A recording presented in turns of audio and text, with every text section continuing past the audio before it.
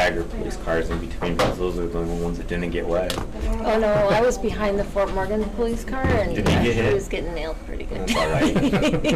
One probably deserved it. Yeah.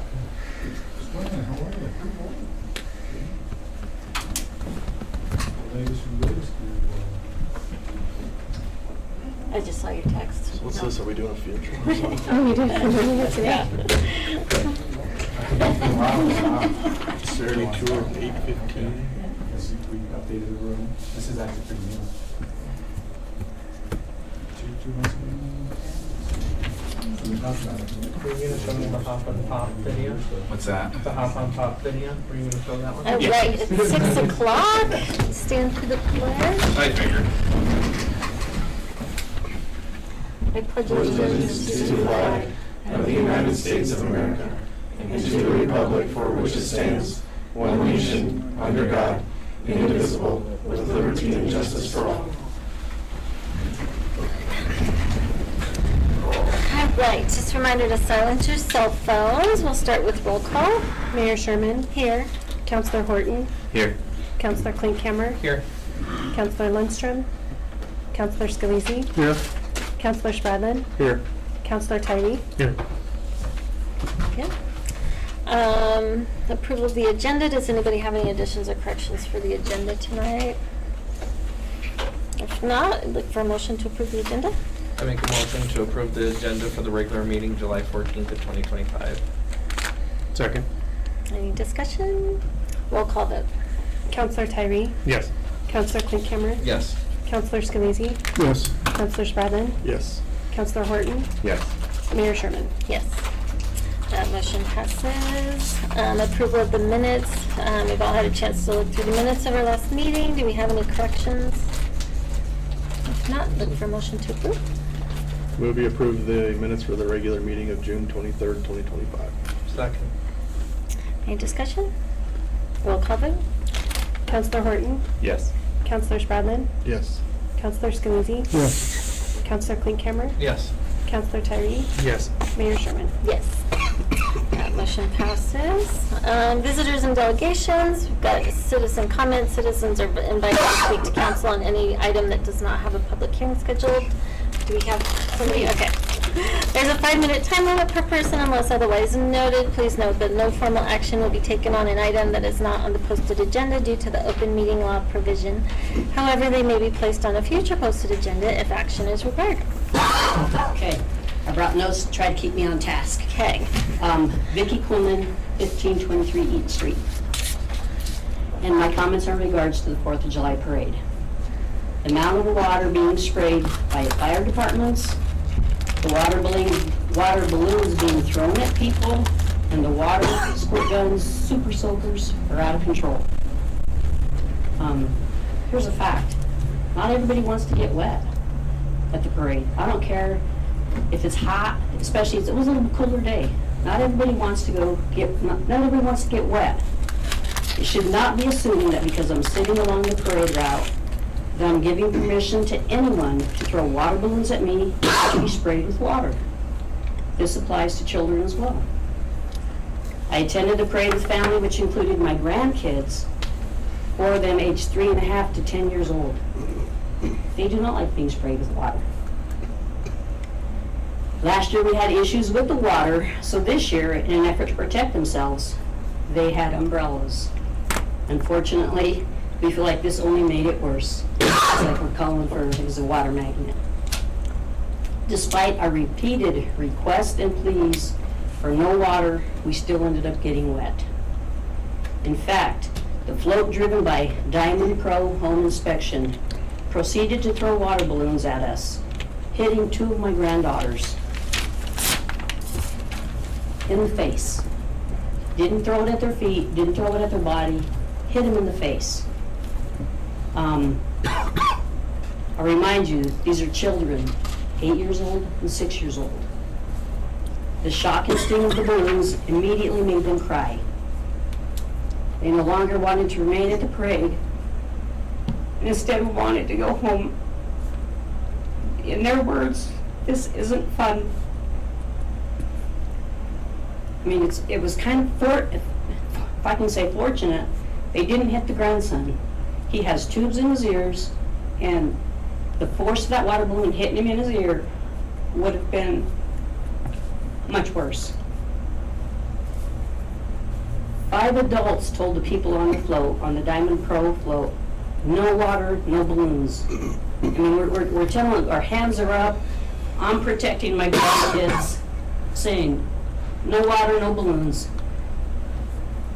Despite our pleas, an adult woman threw at least one of the balloons that hit my granddaughters. I had my back turned, I didn't see her throw it. My daughter was looking directly at him, and again, they're already down the road, and I'm looking this way already, but still trying to protect them. My daughter saw the adult woman throw the balloon that hit one of her kids. After the parade, I went over to the high school to talk to chamber members about the incident. I was told there was nothing that can be done about the problem, that they, the float participants, are told not to throw water balloons. Clearly, that's not working. I would guess 45 to 50% of the floats had water balloons. Again, if that's the case, nobody is paying attention. There's no accountability. And it's not any better if you're riding on the float either, if you're riding on a float. Having ridden in the parade on a class reunion float, I have been sprayed from a garden hose and have had balloons thrown at me, even if I'm, on the float. I am in favor of a waterless parade. It can be done and can still be fun. They do it in Eaton. I just went to the parade on Saturday in Eaton. That's where my son lives now. This is the second year I've gone to Eaton. They don't throw water. They don't have water. They have bubble guns. They have bubble machines. Great idea. I think perhaps maybe the Brush Chamber needs to call the Eaton Chamber of Commerce to figure out how they can do it. I think if we can't be courteous to each other, then just cancel the parade altogether. This year was insane. I also know that one of the floats, a guy fell off the float and almost got run over. So anyway, talking about, I asked some questions. We all know how trustworthy Google is, okay? They're like the Bible, huh? So I just asked, can being hit by an unsolicited water balloon at a parade be considered a crime? And it says it could be likely be classified as an assault. An assault is defined as a water balloon hitting you without your consent could be seen as a form of unwanted physical contact, or even put you in reasonable fear of something else being thrown at you. There's potential for injury and damage. Again, if that water balloon had hit my grandson, potentially could have caused more damage to him. Property damage. I carry my phone in my back pocket. Had I been turned, water balloon hits me in the pocket, it ruins my $1,000 phone. Maybe, maybe not. Potential for property damage as well. Potential for injury. The impact could itself cause discomfort. My granddaughters were in discomfort. And in summary, it says being hit by an unsolicited water balloon while attending a parade could be considered a crime, assault in many jurisdictions, especially if there was an intent to hit you. There clearly was an intent. Again, 5 adults asked not to be hit. We asked people, please don't throw water balloons our way. Chucked them anyway. So, again, I just think something needs to be addressed. I don't think, same thing when I went and talked to the chamber, I said, so who do I talk to about filing charges? Who do I file charges against? Is it Diamond Pro? Does the chamber have any responsibility? And you guys don't need to deal with this kind of stuff. Those are my comments. Thank you. Thank you, Vicki. Thank you, Ms. And I know you can't act on it now. Nope. We were actually just talking about it, and I think we're all on the same page. So. But thank you for your comments. All right. I do think we should probably talk to the chamber. Yeah, I agree. Yeah. But something will need to be done. We'll move on to finance. Already. Oh yeah, no management.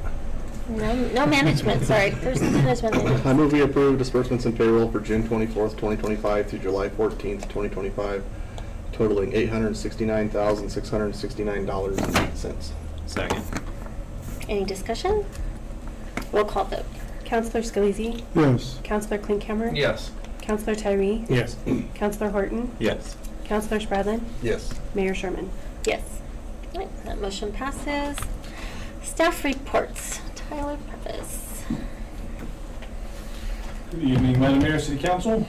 A couple of reports. I wanted to give you a couple statistics about the building permits to date for the first half of the year, so January 1st through June 30th of this year. So our department has issued 198 building permits. How that compares with last year. Last year we did 479. So substantially less, but last year was a crazy amount more because of the previous year's storm that overflowed into last year. And we're actually still issuing permits for the storm from 2023, believe it or not, just because of a lot of different factors with insurance and timing and different things like that. We've collected just under $479,000 in our department, but that also includes water plant investment fees, things like that. So it's not all specific building permit fees only. But that compares to, at the same time last year, although we had 479 permits, we only had $285,000 collected. So almost $200,000 more this year. It's obviously tied to some bigger projects that we have going on in town right now. The majority of our permits are typically roofing, siding, fence, and concrete. A lot of smaller projects that happen around town, but we have a whole gamut of different projects that are going on at almost any given year. Just a FYI, and I might have mentioned this like a year ago. I can't remember if I did or not, but it's worth bringing back up. So carports are kind of a thorn in our side when it comes to building permits. Carports must have not been much of a thing many, many decades ago. I have no idea, but out here every summer, because as storms come in, we haven't got pummeled with hail, and hopefully we don't this year or ever again, but people want to protect their cars, which we get. So a lot of times people will just throw one up really quick, and we don't really have a lot of parameters in place for those, but the issue is a lot of these older lots and how they're configured, there really isn't space for a carport because you have setback requirements, you have building code requirements, and so there's this awkward thing that we understand and we try to maneuver around with, but there's not really guidelines in place for that. And so we've been working on developing some, and we want to get those to council for approval.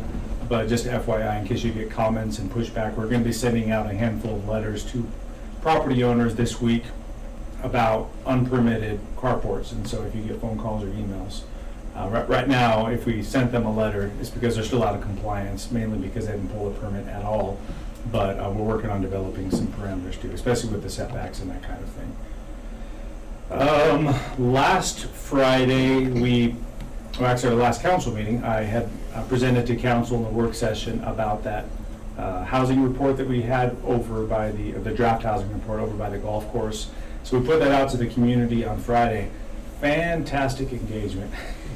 So a couple of just random statistics. So Facebook has all these analyzing numbers you can take a look at. So that post on there, the views of that post had 33,907 views, which basically means the number of times a post was displayed in front of somebody. 183 interactions, which is the number of times someone commented or shared or liked or that kind of thing. And out of that, we had 75 comments on there. I read through all those today. I'll have a couple more comments on that shortly. We had 217 link clicks, which within the post we had a link to the article, the news article on our website. They gave a little more information, and then within that article was a link to the actual study itself. We didn't have analytics set up on the PDF file because you got to go through our internet provider to set that up, and so we have it on the pages, not on the documents. But I was curious to know how many people actually looked at the draft, and I have no idea, but based on the comments, I would say the majority of them did not. And so that's how that stuff typically goes, because a lot of the questions or comments are directly addressed within the report itself. But we'll gain that as feedback and kind of filter that a little bit and pass that on to the consultant as they work through things. But I love the community engagement. Like hearing from our community members, right? On the website article itself, we had 532 views, which ties into just a general FYI on our communications. I know when we were meeting at the school district office for those couple of meetings, we talked about what we're doing as a city to engage with the community. And so over the last month, we had two big posts. One was that one, and the other one was about the downtown lighting and getting information out about that, which had almost 77,000 views on that and 666 interactions. But we had 421% increase on views in the last month on Facebook, 122 new followers, which brings our total of followers on Facebook up to about 3,300 people who see the content that we put out there. And they make up not just Brush residents, but organizations around the area, people from all over the region follow us for different reasons. And then our new e-notifications that we have, there's 236 users on there right now. Some of them have multiple ones that they follow. So you have your rec news, your standard news, your youth programs, adult rec programs, and then active older adults programs. So all 5 of those are options. So out of those 5, 236 people receive notifications. Hopefully everybody here received notifications. If not, it's easy to sign up. You can go online. There's an article that was posted last week as well. So just saying all that to know that we have a lot of activity as of late when it comes to community engagement, which is great. On the downtown lighting celebration, Tyler, before you go to that one, on the engagement piece, I'm getting these from, it says Sursa, and it says hell is coming your way, 0.75 inches larger. Is that through is that just for staff? That's or- just staff, yeah. Sursa made that available to staff members who wanted it, and I threw that out at a staff meeting earlier this year, who wants it, and everybody said me. And so now we get crazy notifications about in your area. We get overloaded with text messages of hail that's coming in your area. So it gives you a heads up that if hail's heading your way. But we've gotten probably a handful of dozen of those, and we haven't got hail once. So don't worry, I'm not superstitious. I don't knock on wood and stuff like that. So, all right. So the downtown lighting celebration. I just want to say thank you to the community for that. That was a huge success. If you weren't able to make it, or someone wasn't in the community. So we were able to put that together in the last week, and we had hundreds of people in the community come out for that, and not just show up and leave, but they lingered for an hour, 2 hours, 3 hours, some people. It was a great community environment of people just hanging out, watching what's going on, talking with their friends and their neighbors, visiting local businesses. I know all the downtown businesses that were open just had phenomenal nights that night.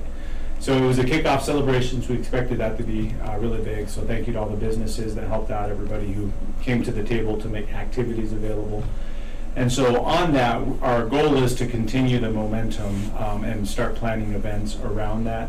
And there's a lot of support for that. Within that environment, we had a lot of conversations that came back to me that, yeah, people were talking about this idea, or I had a couple people talk about they wanted to open up a business downtown because this is a great environment for that, which is the whole point of the whole thing, to get people there, to get interest there, to get investment there. And so we don't want to just have pretty lights that people take their senior photos at, which is great. And I saw one guy late that night after we closed up, he had his old truck that he pulled up, and he got down low and took pictures of his old truck with the cool lights overhead. So people like it, and we want to build around that. So we got some plans in the works that we want to engage with the businesses down there, the Chamber of Commerce, on facilitating some of that. So I think that's everything I was going to mention tonight. Any questions? Tyler, Central School, any new updates on? Nothing new. They've nothing that new, I guess. They've got their final approval from the state on the plumbing. I think electrical's done, but on the next step, some of our requirements before CO on phase 2 was a full plan review for phase 3 and 4 and onward. So still waiting for the details on that to come back from the developer. He actually emailed something this morning, but it still lacks some information. So we'll work with him on that. All right, thank you. Thank you, Tyler. Chief Flecksteiner. Evening, Council, Madam Mayor. So first off, I will hit on Mrs. Quinlan's vocalization about the parade. I too have my own concerns and worries with it. I would say I had a balloon thrown in a patrol car in the parade that hit my wife and my son, so I too kind of concur with her that the water seems to have gotten a little out of hand, where initially it started as the fire department spraying people, and then you had a set group of people here and there that, you know, responded by going after, but it seems like anymore just about anybody is on it. So I've actually already talked to, and it might have actually already been somebody she talked to as well, a member of the chamber, and let them know, because she vocalized some concerns that she had received. So I've been talking to them, and I think it's something we need to address. I do agree that what she found on Google is technically true. So if somebody hits you with a water balloon that causes injury and you didn't ask or want it to be hit, potentially look at being assault. There's some logistical side of things on our part as far as tracking people down, but feasibly could very well be the case. So I would rather us do something to minimize that versus responding to every single time somebody hits with a water balloon or gets sprayed with water they didn't want to. So I've talked to the chamber about that, so we'll have some more discussions on how we can look forward to either stopping it completely or at least getting a handle on it so it's not so out of control like it was this year. So with that, the 4th of July was very steady. Actually a bit going on. Shout out to my crew. They did, just about everybody did some type of overtime during the period, because we had a lot of extra coverage just to kind of help mitigate any kind of firework issues that seem to pop up. We did collect at least a decent sized table's worth of fireworks that were all illegal, people weren't supposed to have. Again, it was fairly busy. On the point of the parade, we had a couple of people, one person was intoxicated, fell off. We actually had another juvenile fall off and get run over by a trailer. That happened to be a case where he was reaching down for a water gun and toppled over the thing and hit. So related to water, again, another issue related to the same kind of water difficulties we're currently talking about. I want to thank Fort Morgan PD and Morgan County Sheriff's Office. They sent out multiple members of each department to kind of help us out with the rodeo and the parade. So great asset and helped us out, was really helpful. The rodeo itself had a few people. I don't know if the chamber's necessarily at fault, but we had a few medicals related to people being overly intoxicated. So I can't say that's necessarily related to the chamber serving alcohol, but I know there are at least 2 or 3 people that had way more to drink than they should have. So I don't know if it's related to that or not, but something to kind of concern that we happen to see as well. We do have an academy cadet just started on the 7th, so hopefully come December we'll have another member coming out, but so far academy's going well. Another odd going on, so we've got our Sigma Tactical Wellness that we have implemented. So everybody's going through and getting blood drawn, and then there's a follow-up cardiac test that we have.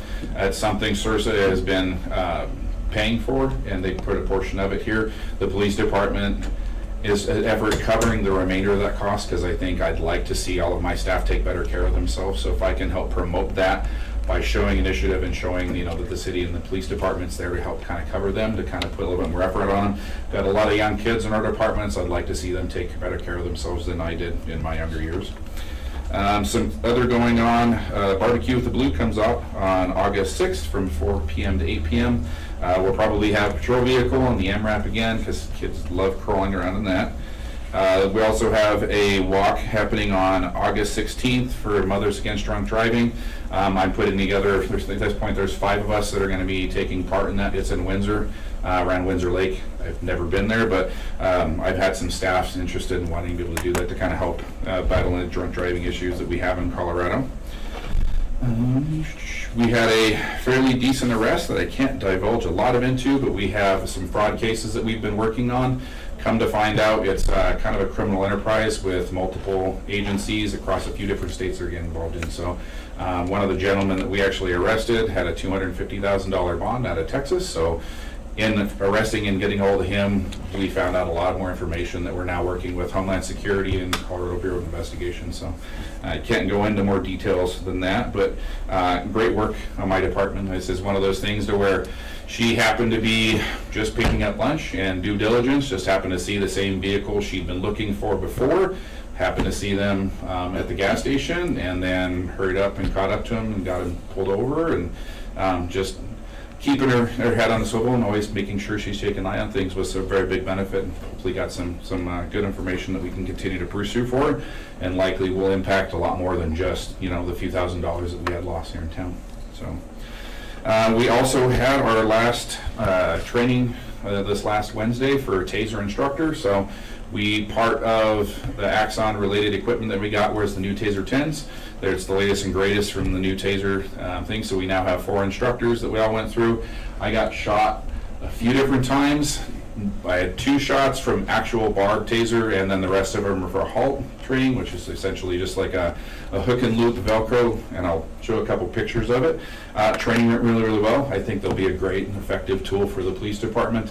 One of the instructors that came out and taught us said that they've had discussions with Adams County. Adams County had 96 deployments in 2024.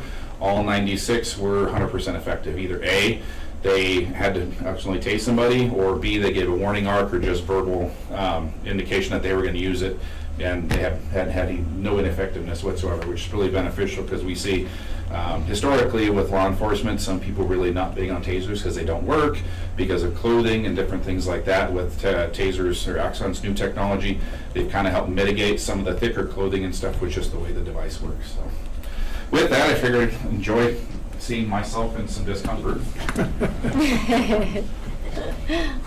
I've got a few different exercises we did, including one of me twitching and falling down. I turned the volume down because I'm told I said something that wasn't the best. You see cancel on that. So first are just a couple pictures. So our training, part of it is called a hook and loop training. So this suit itself is basically the hook portion or the loop portion of Velcro. So this is used with that taser cartridges that are basically the other side of it. It's just gotten very uncomfortable. And I would say after about close to an hour and a half, 2 hours of training, it got really, really hot. So I was nice enough to wear this fantastic looking stuff for an hour and a half for everybody to shoot me. I think I took anywhere close to 16 to 20 shots eventually in the thumb turn. So I will say the actual tasing hurt less than one that hit me in the leg wearing this though. Just kind of an idea of.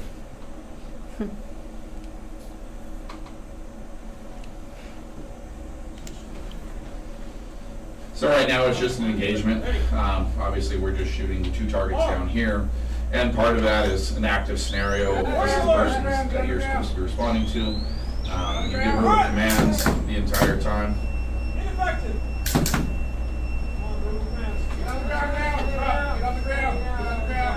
If anybody's ever heard taser deployments on the internet, how loud they are.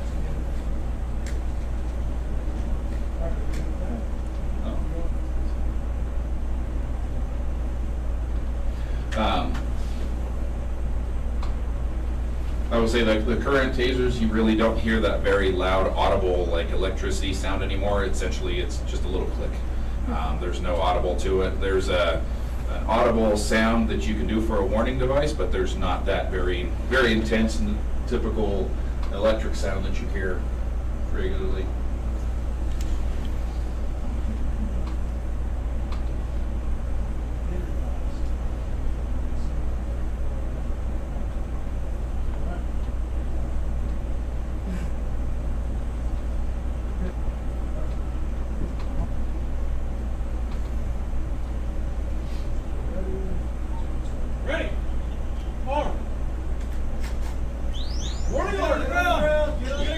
The excitement of the current devices actually going into is the fact that deployment distance is considerably farther than it used to be. Usually you didn't want to use them any farther than 25 feet, but these are rated up to 45 feet. So an example of it, so we had the entire room separated and pulled off, and then we had Officer Aguilar took the second deployment after I did, and he was roughly kind of where that divider is on the wall. He was ultimately kind of within that area, and the instructor who shot him with the taser was actually standing behind that wall. So it's nice in the fact that it shoots and deploys a little bit farther away, so it lets you take a little bit more tactical advantage from it. You can take it, being able to do it from behind cover a little bit more than the previous one, previous tasers used to.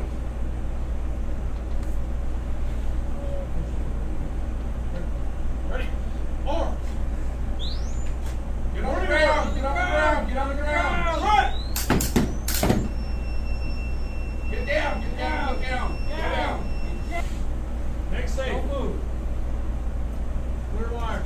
And then stop the putting it last off, we one, wanna see you twitch. That- So stop putting it off, we wanna see you twitch.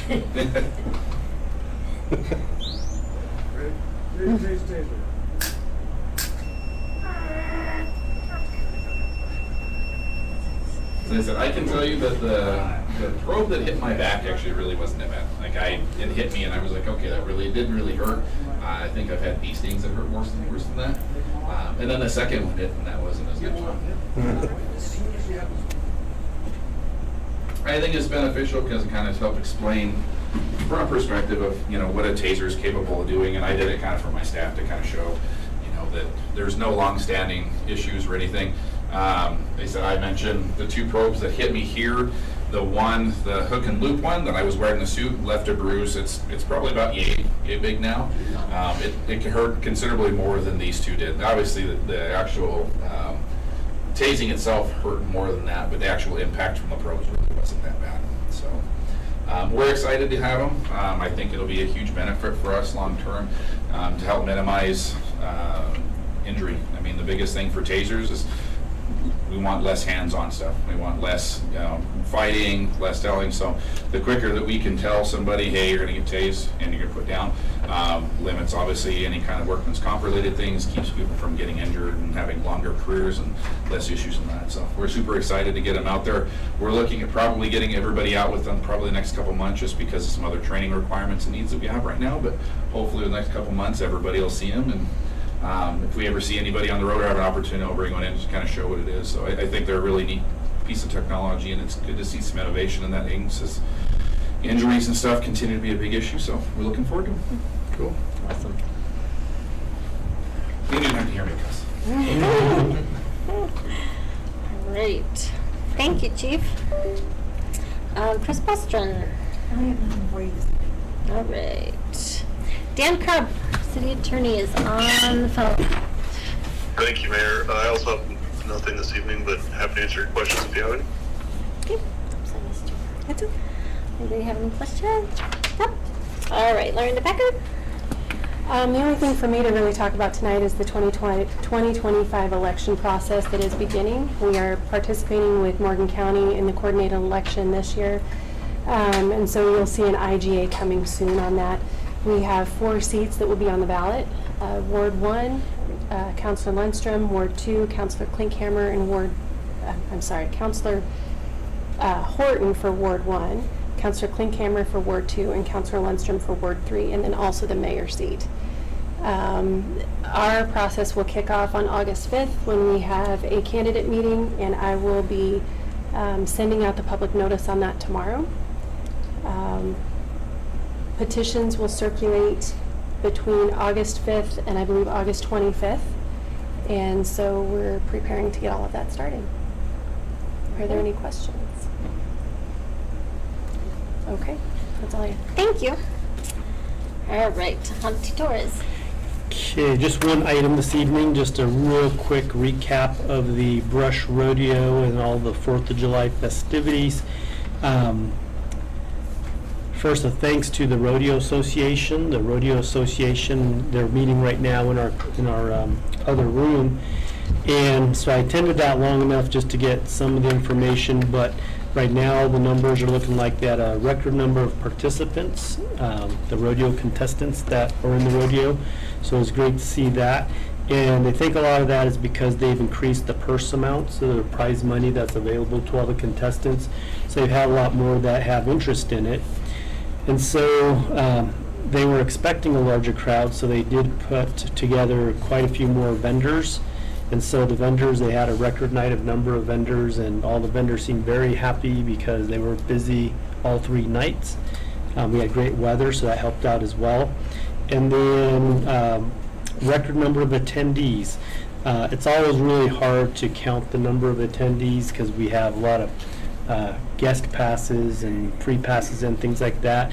And they've put together a way to purchase your tickets beforehand so you can track those pretty easily. And the Lions Club collects the tickets at the gates, but we all made comments at the gates that it seemed like it was a record number and all the parking's lots was totally full, so we're excited about that. So what they're meeting about tonight is just doing an after-action review of everything that occurred, and also discussions about the only way that you can grow the rodeo at this point is better facilities and a bigger facility, because you can't fit any more in there. And if you're there on the 4th of July, the stands were packed. You couldn't really find any additional spots in there.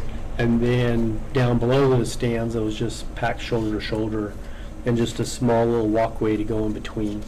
And the best way to gauge it is the restrooms. Like the restrooms, they said definitely we need to figure out solutions for that.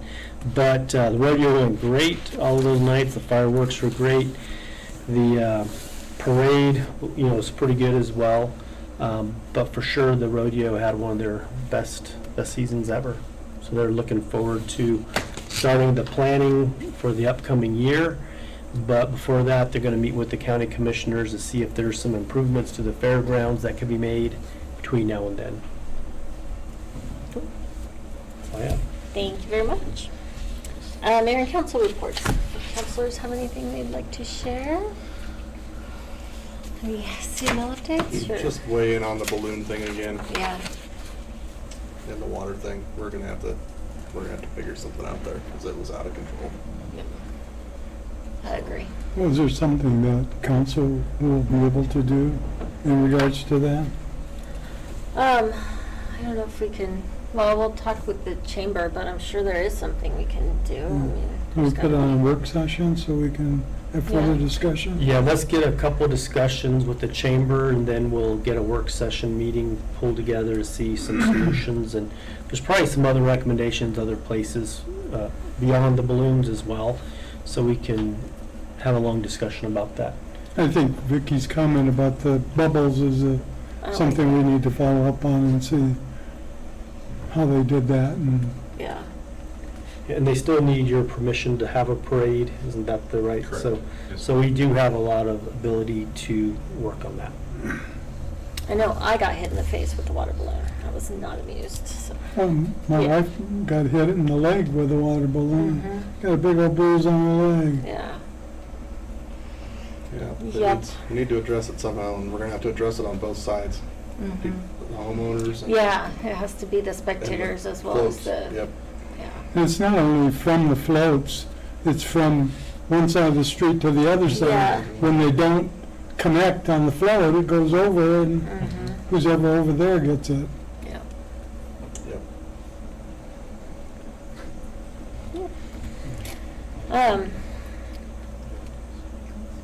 A few of us went to CML since our last meeting. There was I don't know how many people are at that thing, but A lot. 6 or I should know because I was on the executive board and I know that they gave me those numbers at some point, but there's a lot of people and a lot of cities and municipalities that are represented, so it's really cool to be able to talk with other people from other cities. My favorite is always the mayor's mingle because you get to go and just vent and just hear about. Makes me appreciate my council, my city, hearing other people's issues but learning from how they deal with them too is always really good. There was a couple really good speakers. The general sessions were, there was the lady, the futurist, talking about technology and AI, and then the bucket list guy. He was pretty entertaining. He was a parachute jumper. He jumps into Bronco games, and he was really good, inspiring. And then Jillian from Akron talked about some cool stuff they're doing in Akron that they've done. That was really interesting. But all in all, it's always a really good thing to come back from and learn from and network in and all that good stuff. But, yeah. Cool. I always think that the networking is probably the most beneficial part of going to the CML, Yeah. because everybody has what's going on in their community and they're wanting to share it, of course. So Yeah. you can garner some nuggets from that. And you learn that a lot of the problems you're having are the same problems that a lot of small communities, even big communities, are having. Housing and swimming pools. But somebody else have anything?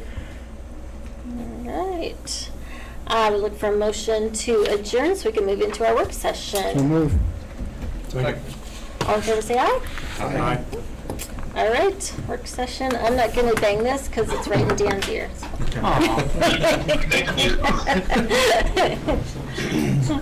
As fun as it is.